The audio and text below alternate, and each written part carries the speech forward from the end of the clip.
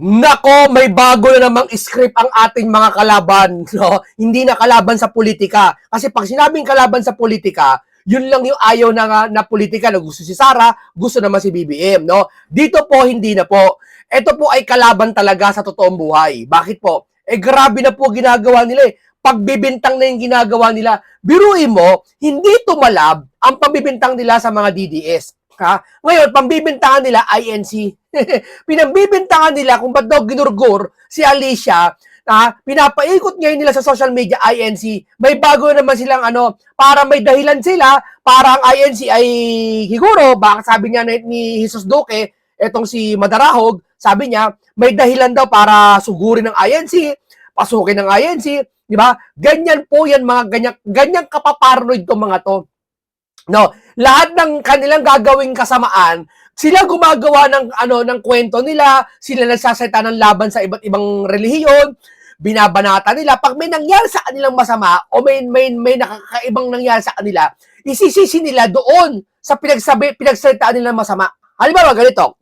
Ikaw, Pedro, pinagsabihan kita ng masama. Pinagsabihan kita ng masama. Ngayon, yung may nangyari sa akin, ang isisisi mo kay Pedro. Kalokohan, no? Una, walang investigasyon. Ang investigasyon lang sa mga vlogger. Ang sinisisi nila, ay pinupunto nila, parang may nag-uutos eh. Di ba? Nagtataka ba kayo?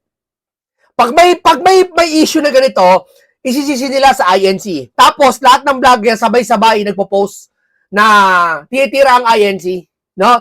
Parang may nag-uutos eh. Kasi, hindi naman po pwede nung isa lang na vlogger, dalawang vlogger, isang vlogger, okay lang eh. Maiintindihan mo eh. Na nag-post siya, maaaring nakita niya sa ibang anggulo na INC ang may ganyan, etc. Ibinibintangan, makikipost din siya. Ay hindi eh. Lahat ng vlogger sabay-sabay sa isang pagkakataon. Wala pang 2 oras, 3 oras, kalat na sa lahat ng vlogger. Ibig sabihin, maaaring may grupo silang kinasamahan, siguro may group chat sila, na ito ay pangalat, ito ay ganito, tirahin ng INC, gantuhin, pagbintangan yung INC, di ba? Hindi natin alam, malay mo, sila din gumawa niyan. Tapos ibintang sa INC. Ang titindi ng mga to, di ba? Pati yung talakera, akala mo intel eh. Akala mo nagpapanggap na pinakamagaling na investigador sa buong mundo eh. Lahat alam niya eh. Lahat, kahit di niya kilala, pag nakita niya, sasabihin niya, di ba ikaw yung kaano-ano mo yung kapatid mo? Di ba may chismis kang ganon? Halatang aklang-akla yung ugali eh. Ganyan pag aklang ang ugali. Totoo lang ho. Ganyan po talaga pag walang matras ang ugali. Totoo lang. Nag-iimbento. Cayetano, alam mo ba, may alam ako sa'yo. Lahat may alam eh. Kahit di niya kilala. Lahat may alam. Daig pa, investigador ng pinakamagaling sa buong mundo eh. Dahil pa si Detective Conan eh. Kailan yung si Detective Conan, yung anime? Magaling pa yun eh. Akala mo kung sino eh. Kung magaling ka, edi sana ikaw na lang kinuha ng NBI. Ikaw na lang hinire.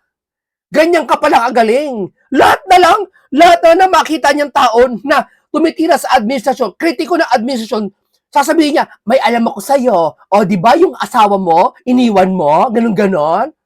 Akala mo daming alam eh, no?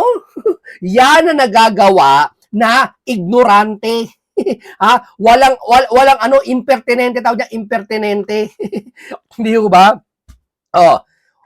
Ito, pakinggan natin itong si Jesus Duque kung paano nila pagbintangan ang INC, pati si J. Guevara. Natawa ako sa mga nakita kong content ng mga kalaban ng mga Duterte. Dahil ang kanilang pinatutukuyan na gumawa ng karahasan sa vlogger na si Alicia Lipata, aka May Malicia. May Malicia. Parang May Malicia. Ay... Parang ganda, Mima Alicia. May Malicia. May Malicia. May Malicia at may mali siya. Ano ba talaga? Miyembro di umano ng isang relihiyon na di umano'y inutusan ng relihiyon na yon na gumawa ng karahasan doon kay May Malicia. Dito, hindi binabanggit ni Jesus kung ano relihiyon na yon. Pero alam niya kung ano yon. Pero hindi naman natin kalaban si Jesus, no? pinupunan niya lang yung bakit ganon, unfair. Maraming religion na kalatag sa buong Pilipinas na gumagawa ng, kada member nila nakakagawa ng krimen na hindi naman sinasadya. Minsan gumagawa talaga ng krimen. Halimbawa, sa reliyon ng nakakarami, Katoliko.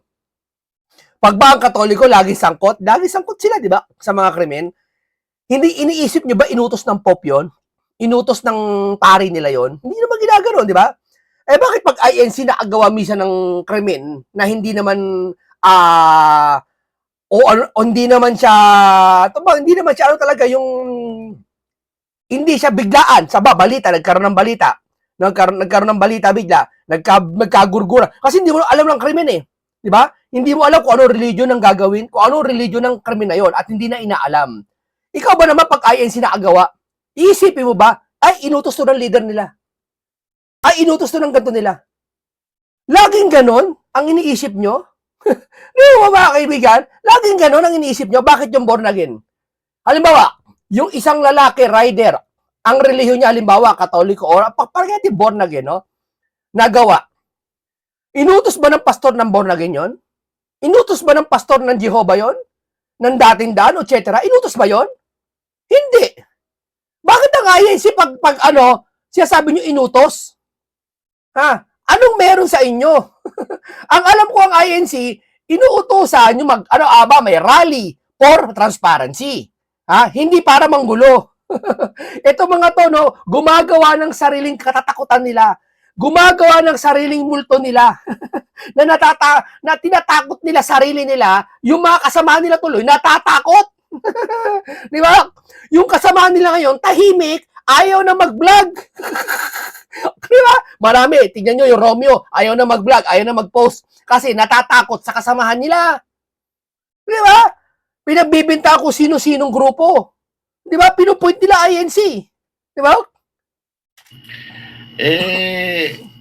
Kung Romano Katoliko ang nakadali, di utos ng mga obispo at ng mga kaparian. Yes! Kung ang Katoliko pala nakadali, o yung rider, anong reliyon ng rider na yon? Yung balita ngayon, rider. Yun ang gurgur ng rider pala. Nang gurgur siya ng rider. Anong reliyon nun?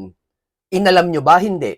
Kung halimbawa reliyon mo yon, sabihin namin inutos ng obispo mo. Inutos ng leader nyo si Pope. Anong pakiramdam? Sige nga. Saan nyo nakuha yung kaisipan na yan? Saan nyo nakuha yan? Yan kasi kapapanood nyo doon sa isang akla kung ano pinagsasabi. Kung ano pinagsasabi, yung mga na-expelled, kasi sa INC po, may mga natiwalag na member. Na yun mga yun, kaya tiniwalag kasi gumagawa ng mga karumal-dumal, kasukmal-sukmal, mga hindi ka nais-nais. Maaring sila nakagawa ng sinasabi nyo. Tiniwalag si iglesia yon, no? Pag tiniwalag si iglesia yon, wala na silang kaugnayan sa anumang kahit anong kaugnayan sa iglesia. Yun yung mga tiwalag, yun yung mga nagsasalita na sinasabi nila, ikaan niya, iglesia, ganyan. Sila yun eh. Kaya nga tiniwalag sila eh. Sila yung mga gumagawa nun. Yung mga natiwalag sa iglesia. Bakit tiniwalag? Ititiwalag ba siya na walang dahilan? Hindi ganoon doktrina ng iglesia. Di ba? Ang doktrina ng iglesia, mula noon hanggang ngayon, nakasubaybay ako, hindi pinapalitan, hindi nagbabago. Kung may masamang gawain na ginawa sa isang member, tinitiwalag sila. Kaya ang mga sasabi niya, yung mga natiwalag sa iglesia, na sinasabi nila, ikaan niya ang iglesia, ganyan-ganyan. May ginagawa masama, inutos ng kanilang leader. Kasi sila yun. Sila ang gumagawa nun, kaya tiniwalag sila. Okay, alam nyo na. Alam nyo na, yung mga tiwalag yun yung mga yun, ang gumagawa nun. Hindi ang INC, isinisisi sa INC. Okay, yung kay Mima Alicia, controversial ngayon sa politika. Usapan politika kasi ito eh. Hindi to religion eh. Ang religion, part lang ng isang mamamayan ng tao na nasasangkot kasi bahagi siya ng mamamayang Pilipino. Di ba? May karapatan ng iglesia, katolika o born again na mag-rally, na magsalita, mag-criticize sa gobyerno. Karapatan namin yun. Karapatan nila yun, karapatan ng INC yun kasi taxpayer din naman lahat yan. Di ba? Kaya ito, usapang politika to. Usapang politika to, hindi usapang doktrina ng religion to. Nasasabi na natin to kasi para magkaroon sila ng konting kaalaman Sabi ko nga sa inyo, bago kayo humusga sa isang bagay, bago nyo sabihin ng isang pagkain hindi masarap, subukan nyo munang tikman, subukan nyo munang pumasok sa iglesia, pag-aralan ang kanilang doktrina, bago nyo husgahan. Ganun kasimple lang yun. Di ba? Okay, Mima Alicia, punta tayo. Usapang politika to eh. Kay Mima Alicia eh. Oh, tapos isisisi nyo sa kung kanina sa DDS, isisisi nyo, bakit may investigasyon na ba? Ha? Eh kung yan, tanim lang. Di ba sabi may onsehan yan nangyari? Onsehan. Hindi ko alam kung totoo yun ha. Hindi ko siya sabi totoo yung onsehan na nangyari. Pero, yung onsehan ba na yun, hindi nyo inimbestigahan kung ano yung text na yun? Sino yung boss B na tiyatawag? Na nagbigay ata ng 2 million, tapos yata, 5 sila maghahati, pero hindi yata nangyari. Iba yata ang naging hatian. Tapos pagkatapos ng text na yun, naggurgura na. O, yung ba hindi mo iimbestigahan yun? Sino boss B yun? Malay ba namin ninakaw niya pera ng mga trolls? Di ba sabi niya ni PH Update eh, para nabasa ko. Malay ba namin tinakbo niya yung pera ng mga trolls? Di ba? Hindi alam yan. Isisisi nyo ngayon? Isisihin nyo kung ba't namatayan, ha? Imbestigahan nyo rin yung side nila. Hindi yung side ng pamilya ni Alicia. Yung side na kung saan kinakampihan niya. Bakit tahimik? Di ba? Hindi lang mga iglesia, sige, imbestigahan nyo lahat, imbestigahan nyo. Pero huwag nyo ipupuwit ang iglesia. Diba? Ang mga gumagawa yung mga tiwala, yung nagsasayta ngayon, mga nagtuturo sa inyo. Diba? Sigurado. Kaya nga tiniwalag yung mga yan eh. Kasi ganyang gawain yan sa iglesia eh. Diba? Puro kasama lang ginagawa ng mga yan, kaya tiniwalag sila. Dahil sa iglesia, bawal ang masama. Diba? May magalit, pwedeng magalit. Pero, si Kristo nga nagalit eh. Ito mga to eh, no? O, ano kayo ngayon? Diba? O, isisisi nila sa iglesia. O ngayon, kita-kita naman si Mima Alicia, ha? Isang political vlogger. Ha? Politika to usapan na to. Politika na nawala si gurgur si Alicia. Ang iisipin siyempre mo dapat iimbestigahan, unang iimbestigahan nyo yung politika na nangyari. Bakit kaya ganito? Ano nangyari? May onsihan ba nangyari? May bayaba, tinakbo ba yung pera ng trolls? O tinakbo ba sino? Ba't nagka-onsihan? Malay mo ganun. Bagay, hindi sila nag-iimbestiga kung ano talaga yung dapat imbestigahan. Kasi yung malawakang flood control niya, hindi nila inimbestigahan eh. Dapat imbestigahan eh. Kung saan napupunta investigasyon eh. Ito pa kaya Mima, ano to? Mima Ropa? Mima Alicia? Mima, ano yan? Pangalan ito? Nakalimutan ko na tuloy. Mima Alicia! Nagteteng naman niya, no? Mima Ropa tuloy. Ano ba ito? Alam mo kasi, ganito lang kasimple yan. Ganito lang kasimple yan, mga kababayan. Ha? Pag may isang sangkot, ha, doon sa ginagawa niya, dapat ang unang iimbestigahan, yun lang. Halimbawa, nagkaroon ng flood control issue. Ha? Nagkaroon ng anomalya. Saan ka mag-iimbestiga kay Marcoleta? Saan ka mag-iimbestiga? Sa 2019 SEA Games? Mag-iimbestiga ngayon. Ngayon kasi. Kay Mima Alicia, kayo ka mag-iimbestiga. Iimbestigahan mo yung walang kinalaman? Ikaw naman, no? Kayo naglolokohan, ha? Yan ba is bago yung script ngayon? Sisihin ng INC? Yan ba bagong script ngayon? Kasi sabay-sabay nakapagtataka, sabay-sabay yung mga vlogger nagpo-post ngayon. Na INC may gawa niyan, INC, ganyan talaga. Yung gold dagal daw, nagbiro lang daw sa INC. INC daw ang gumawa. Yung gold dagal, komedyante po yon. Marami po na naapakan na tao yon. Iba't ibang relihiyon.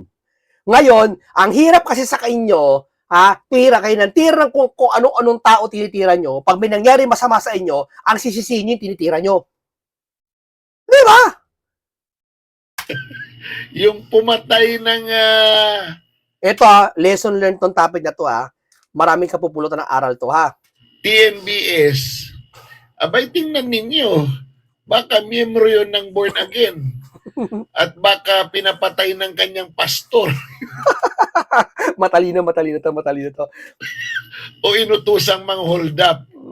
Pambihira talaga itong mga utak ninyo, no? Kung ano-ano na lang, hindi ba pwedeng imbestigahang maigi kung ano ba talaga ang dahilan.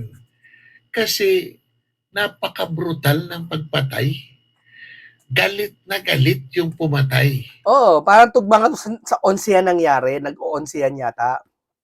Hindi natin alam, sorry lang to kung tinakbo ba niya yung pera ng trolls, tinakbo ba niya yung pera dapat paghatian, o dapat ba ang hatian is 250,000, ang napunta sa kanya is 200,000, malaking bagay yung 50 mil, 200 lang sa'yo, tapos sa kanya 250, malaking bagay yun. Di ba? Ang pera ngayon, 2,000, malaki na. Tandaan mo sa walang-wala talaga kahit 10,000 lang, malaki na. Marami na sa ibang 10,000. Di ba? Ang tawag yan, nagka-onsihan. Malay mo, ganun, di natin alam. Yeah? Malay mo, sa pera. Kasi ang tao naman, nakakagurgur yan, kadalasan sa pera Sa pera involve pag selos, minsan selos. Pero involve minsan sa pera malaki talaga Pag tiningnan ninyo ang mga sirkumstansya, bagong lipat lang. Nagre-renta lang. Saan galing? Bakit lumipat? O, di ba? Mga tanong yan na valid. O, ano ang negosyo? Sino ang mga katransaksyon niya sa negosyo? Tama. Bakit gustong pasukin yung bahay? Tama. Hindi pa bibintahan mo, INC na kagad. Papakalat nila. Ibig sabihin, may nag-uutos. Ibig sabihin, may mataas na nagpopondo. Ibig sabihin, may nag-uutos na isang tao. At yung tao nag-utos, malamang, hindi rin sa kanya galing yun. Inutos din sa kanya na mas mataas yun. Diba? Para magkagulo nga naman, may dahilan sila, aarestuhin o pasukin ng INC para in the same time, mapagtakpan naman yung flood control issue. Kasi nga, ang INC, sabi ng spokesperson nila, na mismo si Ka Edwil Sabala, ang sinabi, hindi sila titigil kahit mapakulong si Senator Marcoleta. Yung ganung klaseng pananalita, takot-takot ang Malacanang. Takot-takot yung mga senador, pati yung mga congressman, nasangkot sa maleta. Kaya ang gusto nila, tanggalin yung mga ganung pananalita. Paano tanggalin yun? Gumagawa siya ng mga kaparaanan. Ganyan po mga kababayan, ang ginagawa ng mga yan. Yeah? Ang pagbintangan ang isang tao o isang organisasyon na wala namang ginagawa sa kanila, kundi ginagawa lang ang para sa bayan na ipagtanggol tayo sa mga kawatan. Tapos gayet kayo sa China, sinabihan kayo unggoy. Yung ibang bansa, tahimik lang, pero iba dyan, sinasabihan kayo ng buhaya. Pero hindi sila nagagalit, tuwang-tuwa sila. Bakit? Totoo Yeah? Totoo yan. Gayet na gayet kayo sa China, sinasabihan kayo unggoy, inuunggoy tayo ng sarili nating kalahi dito.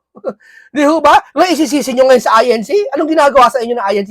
Ang INC nag-rally yan dahil para ipamuka sa atin na kahit na ganito ang buhay natin, may mga sangkot na dapat imbestigahan at hindi ikulong yung mga nag-iimbestiga. Di ba? Ano ang meron sa bahay? Yun yung mga bagay na dapat sinasagot. Hindi yung gagawa kayo kaagad ng konklusyon na isang relihiyon o isang organisasyon. Ano yun? Pilit nyong ikukonekta para magkaroon ng dahilan ang mga kapulisan na pasukin ang kanilang mga simbahan? Yes, magaling to.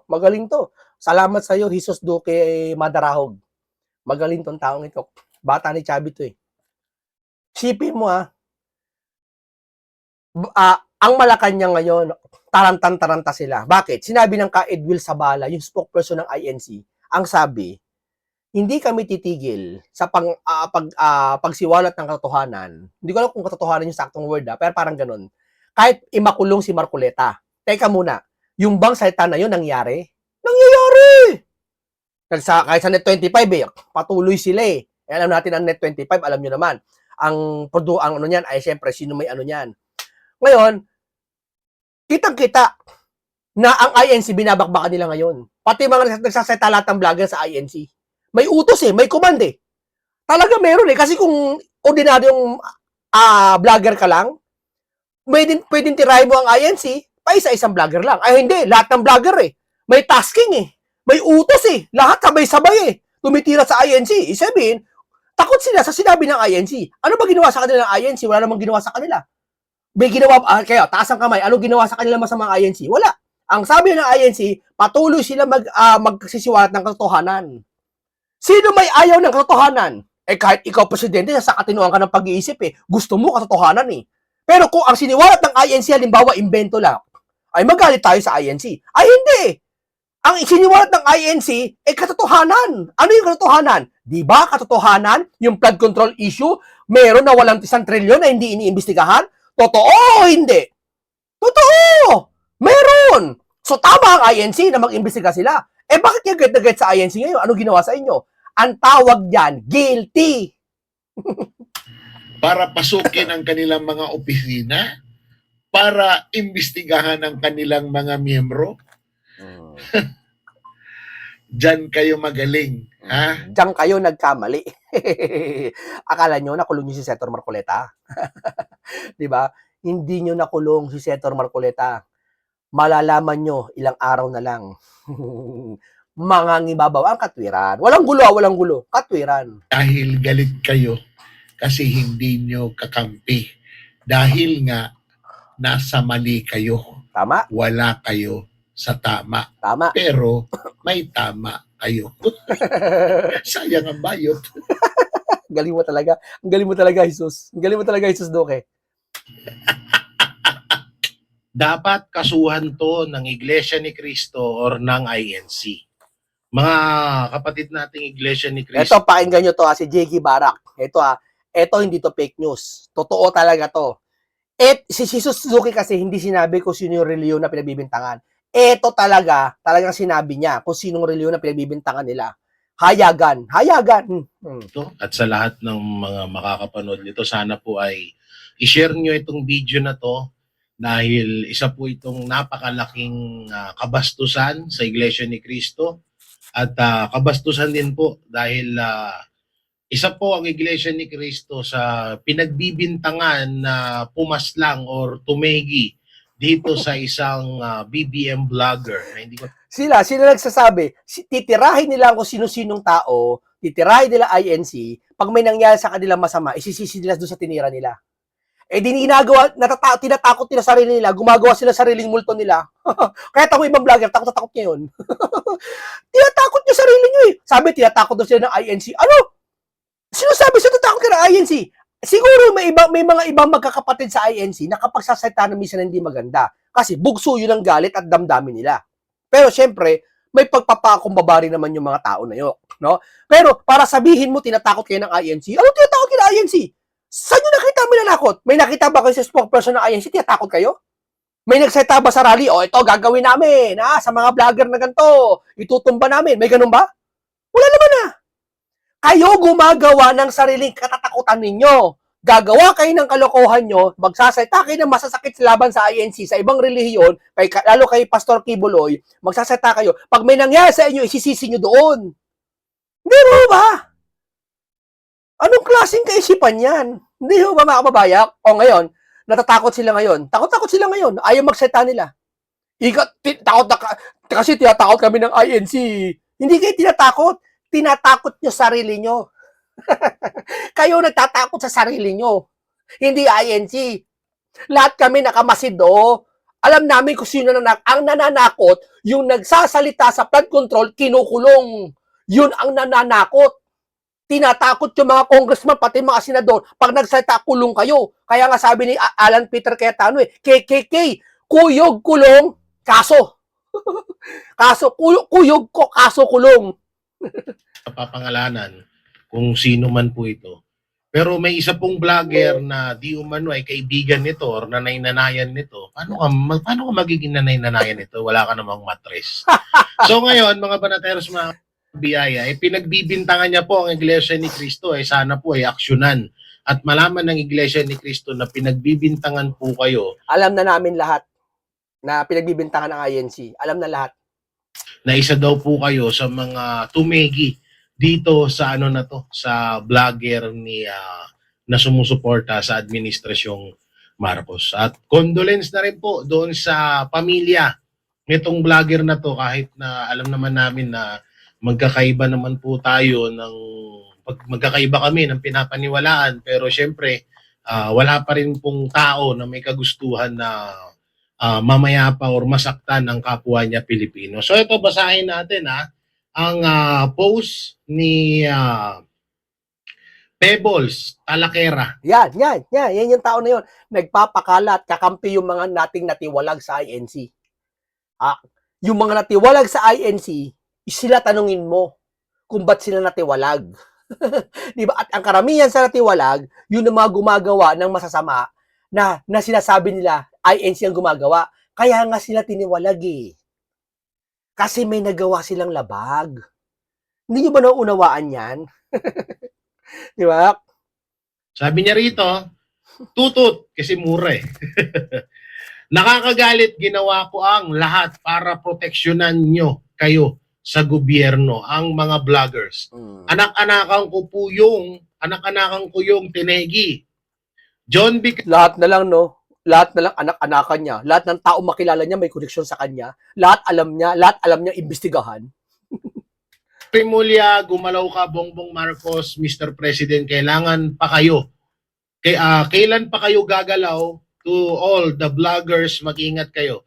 Hindi nila kayo titigilan, lalo na ngayon na sanib puwersa ng mga SARA, Army at INC. Sanib pwesto daw yung Sara Arby sa INC.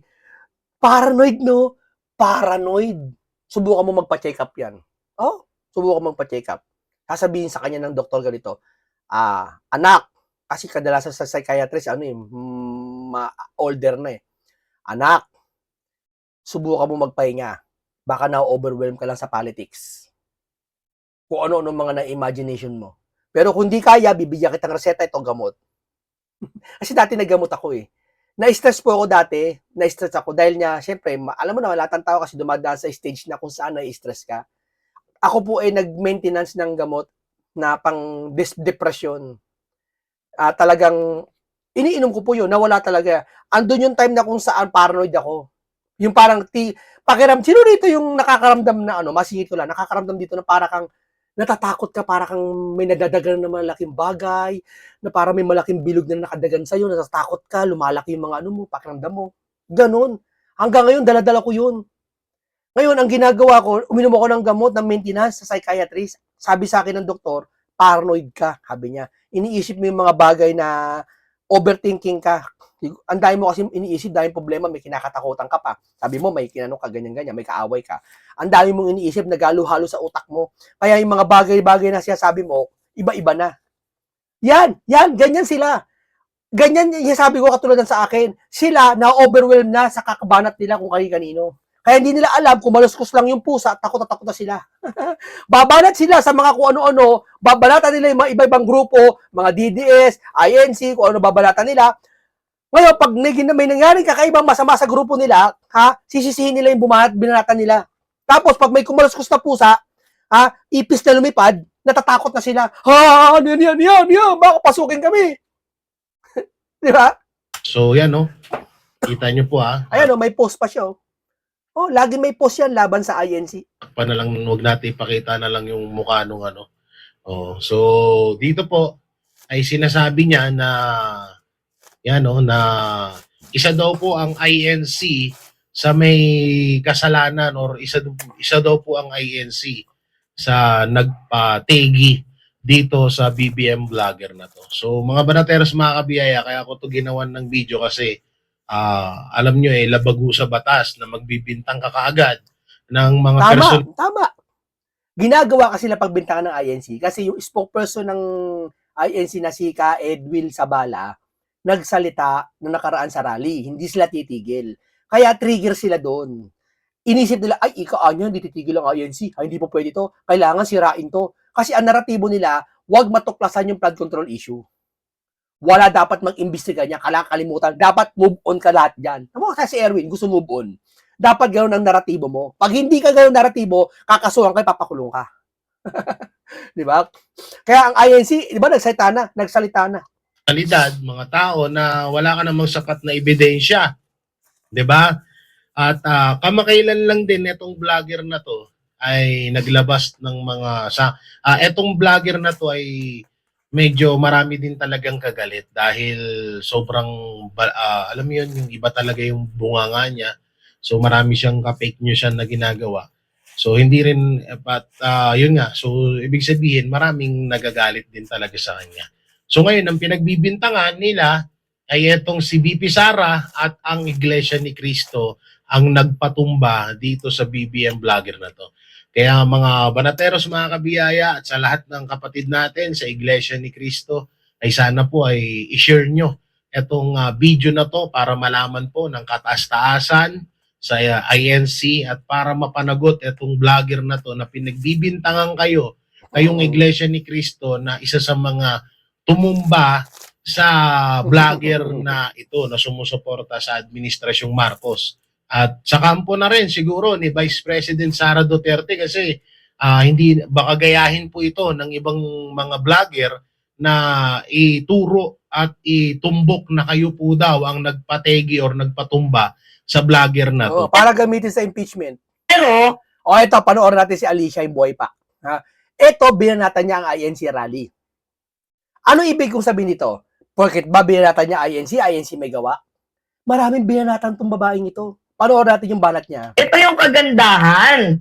Dahil ang palasyo mismo, nagsalita na. Oo. Palasyo na to mismo mga minamahal. Ang ating pamahalaang gobyerno ay nagsalita na po. Patungkol nga po dito sa ginawang rally, surprise rally ng INC na papaimbestigahan na po. Bakit pag-iimbestiga? Surprise rally lang, imbestigahan na. Pero yung surprise na pagnanakaw ng mali-maleta, hindi pa iimbestigahan? Bakit? May kaso na ba ngayon na hindi kumuha ng permit? Mabigat na kaso na bala yun? Ha? Ng ating gobyerno, ito na yung inaantay natin, papaimbestigahan na po ng ating gobyerno, ito nga pong isinagawang surprise rally daw ng INC. Daw no? Daw. Anong tawag mo doon? Dahil wala naman daw pong malinaw na dahilan kung ano nga ba ang kanilang ipinaglalaban at kung ano ba yung gusto nilang mangyari. Yan. Hindi niya alam kung ano pinaglaban ng INC. Alam niya yan. Kasi yung mga grupong hinahangaan niya na pinklawan, rally ng rally din. Alam mo kung ba't nag-rally yun. Ang rally ng INC, hayag na hayag kung alam mo kung ano. Di ba? Yun ang, hindi siya nag-rally ng basalan doon. At tama lang na may managot kung sino mang Consyo Pilato or kung sino mang leader ang dapat managot dito dahil napakalaking perwisyo po. Napakalaking perwisyo pa. Ang malaking perwisyo, yung pagkatakip ninyo sa flood control issue at yung mismong flood control issue na ginawa ng mga amo nyo, na ewan ko sino amo nito, na baka isa sa mga amo mo, yun ang perwisyo. Malaking abala po ang ginawa nitong mga ralihista ng Iglesia ni Cristo. So, dapat managot ang mga organizer na nag-rally sa mga mag-inang namatay, sa mga pulis na ninakawan, lahat dapat managot. Hindi lang dapat organizer, pati kung sino man ang nag-utos kung meron man. Sige, panoorin pa si PBBM, no? Dapat yung mga nagsasalita kayo, kasuhan kasuhan Sobra na Kasuhan pagbibintang nga sa INC yan Hayagan na May mga post sa Facebook, dapat to kasuhan to mga to Maximum tolerance ang iniisip dahil kung yung iba yan nasa state of emergency na tayo or baka nag-martial law na. Pero si PBBM maximum tolerance. So, napakabuti pa rin talaga ng ating presidente. Napakabuti ng ating presidente. Bakit kung siya nagpasimula ng flood control, bakit ayaw pagpatuloy ngayon? Hindi sa bagay, hindi niya narinig kasi wala na siya. Mga minamahal. Kahit nga din naman sino ba't kailangan magpatupad ng surprise rally? For what reason? Diba yan? Ma'am, kaya surprise rally yun, ma'am, kasi ayaw makinig ng gobyerno. Ha? Sinurprise kami sa pagnanakaw. Nung kami ay sinurprise, pumalag kami, ayaw kami pakinggan. Ngayon, sinurprise rally sila, wala silang dapat ireklamo. Tanda mo yan, ma'am. Quits lang, kulang pa nga diba? 1 trilyon na wala, karapatan ng taong bayan, isurprise sila. Diba? Kasi, ginawa nila, sinurprise nila yung taong bayan sa pangunguha ng pera. Then yung tanong ng presidente. So kung meron man dapat pa-imbestigahan dito, I think yung leaders, siguro, ang tinutukoy dito, Kita mo naratibo nila. Buhay pa yan, ganyan na narratibo nila. Gusto nila paimbestigahan yung INC leader. Kasi nga, trigger sila sa sinabi ng INC na ipagpapatuloy yung pagsisiwalat ng katotohanan. Ayaw nila yun. Ayaw nila nun isiwalat yung katotohanan. Kaya nga nandyan si Pinky, andyan si Erwin, para takpan yung katotohanan. Tapos isisiwalat ng isang malaking organisasyon. Kaya trigger sila. Kaya kung ano mo sabi, kung ano pinagbibintang, na sila may gawa. President Bongbong Marcos. Diba kung ano nga ba yung kanilang pinaglalaban? Kala ko ba they are for accountability? Diba? Pero bakit? Ang pinag-uusapan natin dito, public accountability and transparency, bakit ayaw nilang sagutin ni Rodante Marcoleta ang mga ipinupukol sa kanya? Ba't tayo sagutin? Sinagot na nga eh. Hindi naniwala eh. Kinulong eh. Kasi bendalo eh. Saka sagutin nyo yung flood control. Ha? Kasi sa amin, wala. Sinasagot lahat namin. Unang-una, si Senator Rodante Marcoleta, isa pong batikang abogado. Okay. So, kayang-kaya ni Rodante Marcoleta sagutin ang mga katanungan sa kanya Okay. dahil isa nga siyang batikang abogado. Okay. So, bakit kailangan niya pang humingi ng tulong sa daanan? Sa totoo lang, ang hustisya hindi nakukuha sa daanan, kundi sa legal na ebidensya. Narinig mo lang kasi yan sa amo mo. Hindi mo katwiran yan. Ang hustisya hindi nakukuha sa daanan, hindi sa rally. Sino may sabi sa'yo? Eh kung yung hustisya binabaluktot, para pasamain yung mga tao, di yung tao magrarally, binabaluktot niya yung batas eh. Di ho ba? Hindi ba nakukuha sa pamamagitan ng rally ang hustisya? Nakukuha. Kung ang batas ay binabaluktot tulad ng ginawa kay Senator Rodante Marcoleta. Sa mga papel. Narinig mo lang yan sa amo mo. Hindi mo tutuloy na katwiran yan. Hiniram mo lang yung katwiran mo. Hindi katulad dito sa programa natin. Ang katwiran dito, hindi hinihiram. Dito ay purong katwiran, wisdom. At kung may hiniraman tayong katwiran, galing yun sa Biblia. Dokumento na hawak mo. Okay, maraming salamat po sa inyo. Mabuhay po lahat. At dito talaga pagsisiwalat to, no? At isang komentaryo punong-puno ng karunungan at kaalaman. Isang makabuluhan talakayan ang aking hinatid sa inyo, no? Mag-ingat kayo at nakita natin nagsalita ng INC na tungkol sa dati at ipagpapatuloy yung mga parang investigasyon or katotohanan isisiwalat, no? Kaya trigger sila. Paalam po sa inyong lahat.